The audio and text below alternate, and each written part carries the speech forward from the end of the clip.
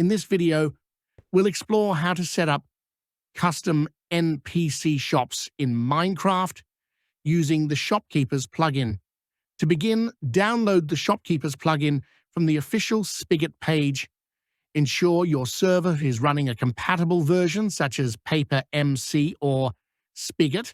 Place the downloaded .jar file into your server's plugins folder and restart the server. With the plugin installed, you can create a shopkeeper by holding a spawn egg of your chosen mob and right-clicking on the ground where you want the shopkeeper to appear. While holding the egg, sneak, hold Shift, and right-click on a chest to link it to the shopkeeper. This chest will serve as the inventory for the shopkeeper's trades.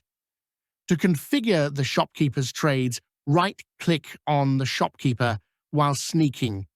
This action opens the shopkeeper's editor where you can set up various trade types. Selling, the shopkeeper sells items from the chest to players.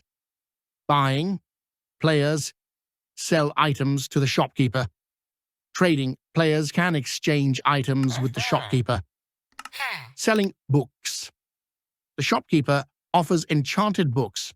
In the editor has placed the items you want to trade in the appropriate slots and set the prices accordingly. You can also customize the appearance of the shopkeeper by selecting different mob types or using NPCs from the Citizens plugin for server administrators. Admin shops can be created with infinite supplies. Use the command /shopkeeper admin to create an admin shop. These shops don't require a linked chest and are ideal for selling items like loot crate keys or unique player heads. The Shopkeepers plugin also supports integration with Vault, allowing you to use in-game currency for trades.